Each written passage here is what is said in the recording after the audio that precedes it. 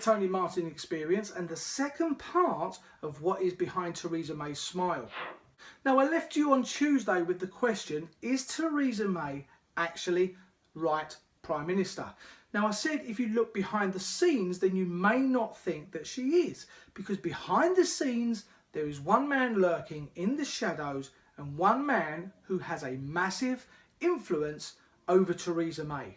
His name is Nick Timothy. Son of a steelworker, he has a major influence over how the Prime Minister thinks. Now, last March he actually published a report basically saying that many voters had a perception that the Conservatives do not give a toss about ordinary people. He suggested that this problem could be corrected, and the way he said they could do this would be to take on the blue type collar conservatism, a right-centre political agenda that focuses on improving the lives of ordinary people.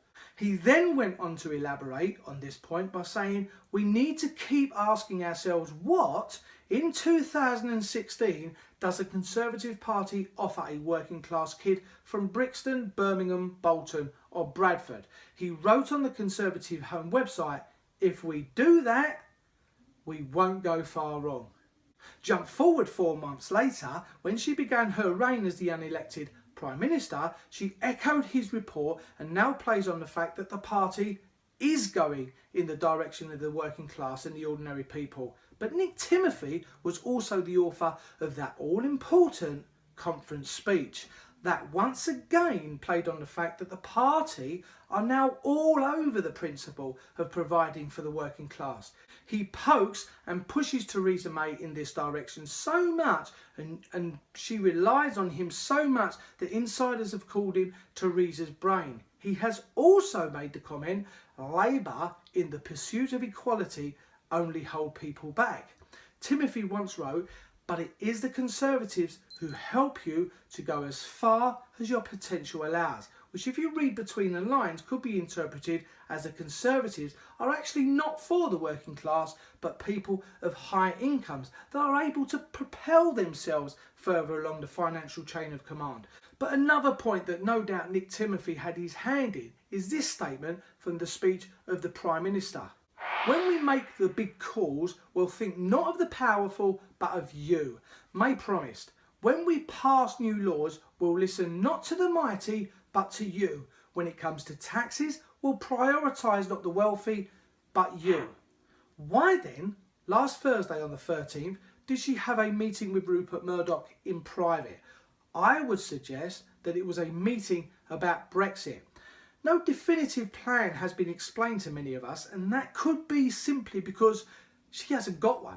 You could also argue that Murdoch is a spokesman through his tabloid publications for the elites, the ruling few if you like, and she went to see him to find out what her next step should be, setting out for rules for leaving. Evidence I feel that can be seen in the fact she has not yet invoked Article 50. She simply does not have a clue. This picture would tell you just the position and the ranking of where everybody is and who is actually scratching the backs of those that need scratching. And considering these connections, could this be the reason that Theresa May has lovingly accepted an honorary life membership at the exclusive Carlton Club in London's salubrious St James's Street? The Carlton's website won't come as a surprise that it describes itself as the oldest and most elite, most important of all Conservative clubs. Now, the Conservatives have been in the past accused of using the club to extract funds from wealthy supporters who want to remain anonymous. Its political committee poured £222,710 into party HQ pockets and target constituencies between the last two general elections. Why now have they offered her a membership? They did have a rule in the club at one point that women were not allowed.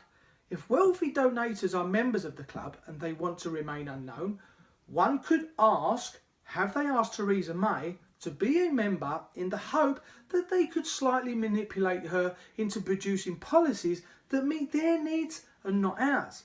So the slogan, a party of ordinary people, in my eyes, no longer has foundation. You see, when you become Prime Minister and you try to change and convince people that you are the party for them, you have to, albeit very slightly, be careful who you mingle with. With a slogan and principles such as this, you have to stand by your morals. So I doubt there will now be a few cross words in the May household, considering the Prime Minister's husband is a senior executive at a £1.4 trillion investment fund that makes untold amounts of profit from tax avoidance companies.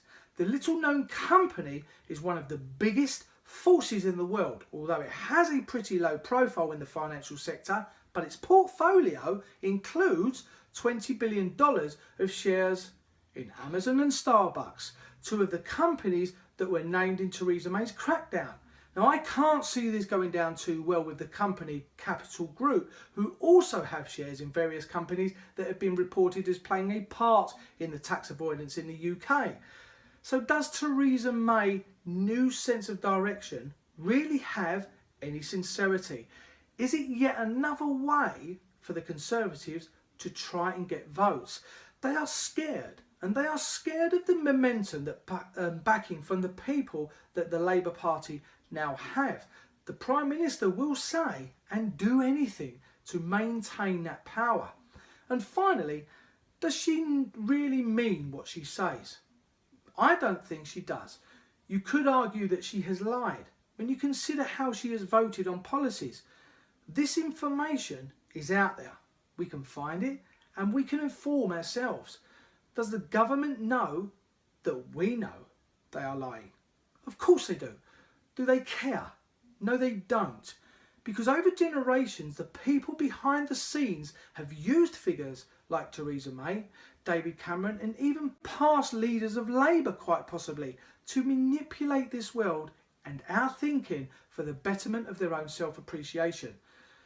We have as people become merely spectators looking on and complaining like we do for our programmes on TV. But like most of us out there, we complain, but we don't switch off. We moan about the system, we care that they lie to us, and they are becoming blatant about us doing nothing. What do we do now? We get up from our sleepy, hazy stupor and we simply turn off the power. Thank you for watching and sticking with both episodes. If you agree what was said, click on the thumbs up.